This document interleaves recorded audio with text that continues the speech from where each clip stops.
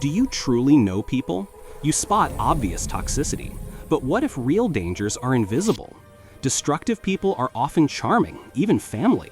While guarding against clear villains, you expose your mind to something worse, the unconscious of others invading your own.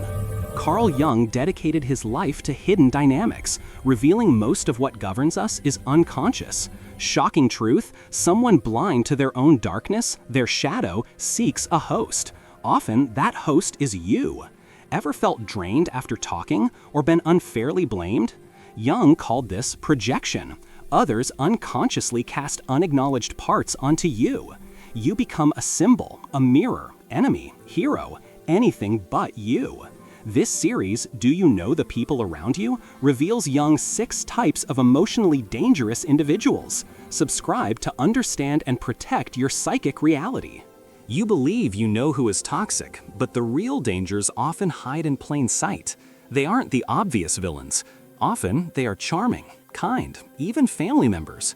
This shocking truth reveals how others' unconscious can invade your own mind, subtly and silently. Carl Jung dedicated his life to these hidden dynamics. He showed that most of what truly governs us is beyond conscious control, for everyone. When someone is blind to their own darkness, their shadow seeks a host, and that host is often you. Jung called this projection, an unconscious mechanism where others cast their unacknowledged parts onto you. Suddenly, you're not a person, but a symbol, a mirror, an enemy, or an idealized hero. To protect yourself, constantly ask, is what I'm feeling truly mine, or has it been induced? This simple question is your shield. In this chapter, we will unmask 6 emotionally dangerous types Jung identified.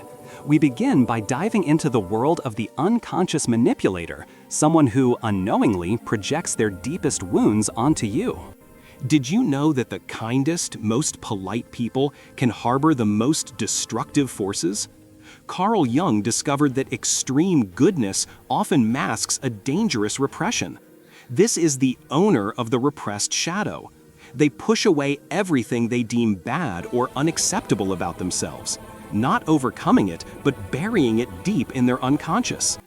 They appear balanced, even admirable, but beneath the surface, a pressure cooker builds. This person avoids intense emotions, dislikes spontaneity, and judges perceived weakness in others. Why? Because it reminds them of their own buried aspects. Jung warned, the stronger the facade, the more brutal the shadow's eventual eruption. You've seen it. Sudden, disproportionate outbursts, years-long grudges, passive-aggressive sabotage. These aren't random acts. They're the unintegrated shadow breaking free, poisoning relationships. To protect yourself, watch for extreme self-control paired with intolerance of others' imperfections. Ask, what is this person not allowing themselves to feel? Their reactions often reveal their hidden battles. This deep repression doesn't arise in a vacuum. Often it's fueled by a rigid moral ideal, leading to the next dangerous type, the moral controller.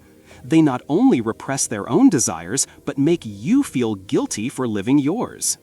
Not every executioner carries a sword. Some use crosses, rules, dogmas, and ready-made phrases. This is the moral controller, a person cloaked in virtue, yet deeply dangerous. Jung warned that when morality becomes a facade, it's one of the most insidious forms of psychic repression. They project their own denied darkness onto you, condemning what they refuse to see in themselves. You've met them. They point fingers, always judging, believing they are doing good for your sake. Their criticism comes with phrases like, "It's for your own good," or "Someone needs to tell you the truth." But this truth is laden with their unacknowledged shadow. The shocking fact is, their rigid virtue isn't about righteousness, it's about control. To protect yourself, recognize that their judgment isn't about you. It's a reflection of their own internal battles. Reclaim your right to your own feelings and spontaneity. Do not internalize their guilt. The moralist doesn't seek truth, they seek obedience. Next, we plunge into an even more volatile landscape, the complexed individual, who is completely dominated by unconscious forces. Imagine living with someone who one moment is sweet and generous, then suddenly explodes in anger or shuts down, accusing you of something you didn't do. A simple comment turns into aggression. This isn't just moodiness, it's a deeper, unconscious dynamic at play. Here's a shocking truth. These erratic emotional shifts are often not personal attacks, but reactions from deep within their unconscious. Jung called these complexes, autonomous nuclei of emotion and memory.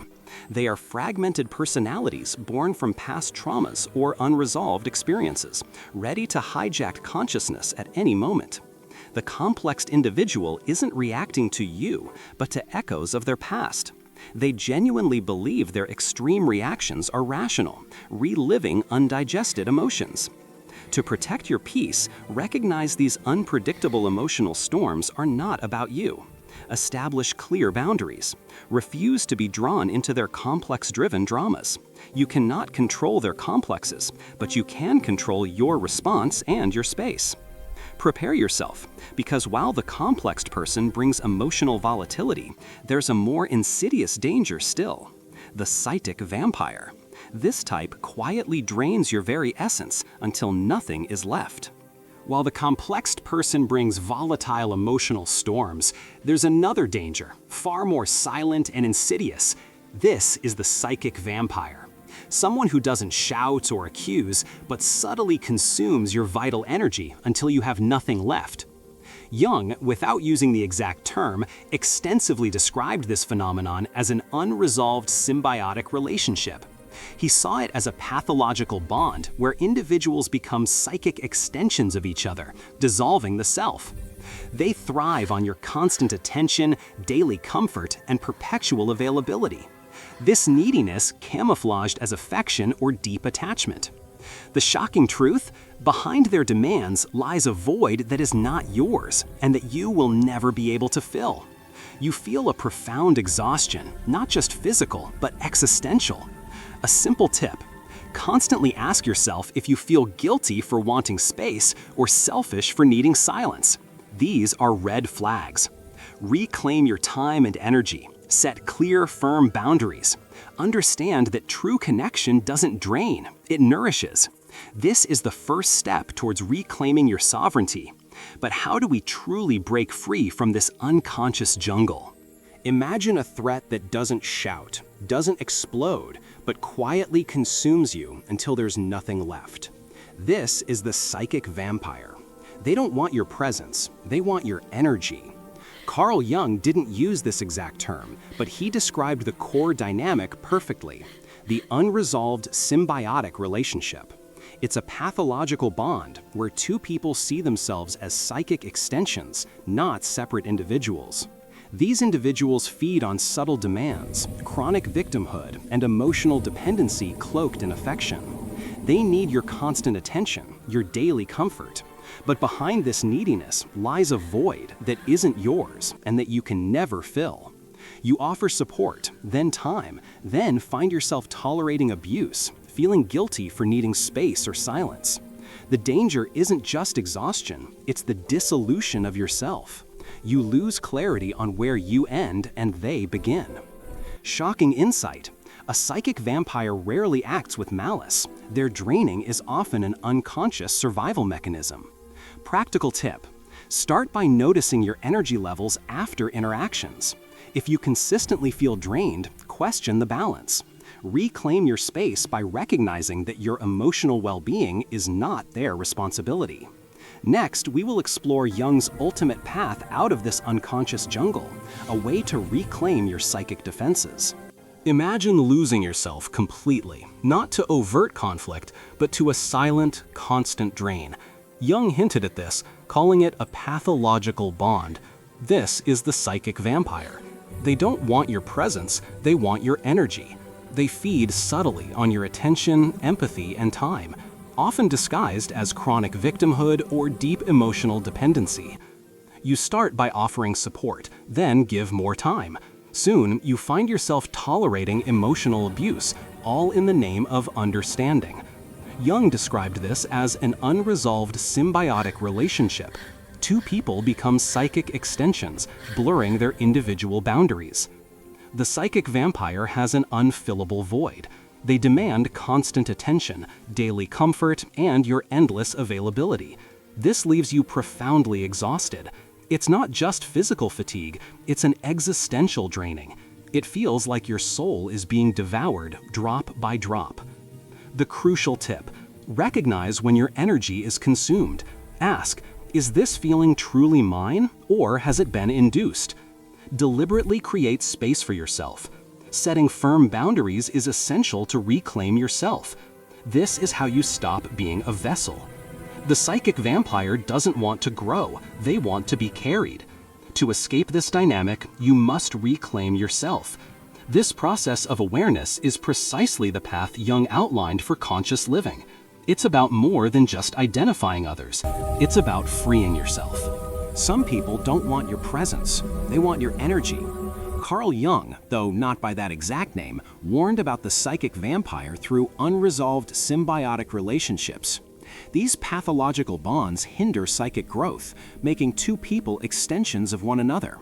The psychic vampire subtly drains you.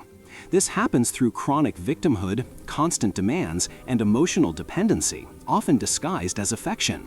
They have a void you can never truly fill. The result is profound, existential exhaustion. Your soul feels devoured, drop by drop. You might feel guilty for needing space or distance. The psychic vampire is a master at reversing roles, shifting from victim to accuser. Soon, you're living to avoid crisis, sustaining a bond that drains you. Jung's path to freedom is simple yet profound. Make the unconscious conscious. This applies to others and to ourselves. Perhaps you've recognized parts of these profiles within your own psyche. None of us are truly immune. Reclaiming sovereignty over your mind is the ultimate freedom.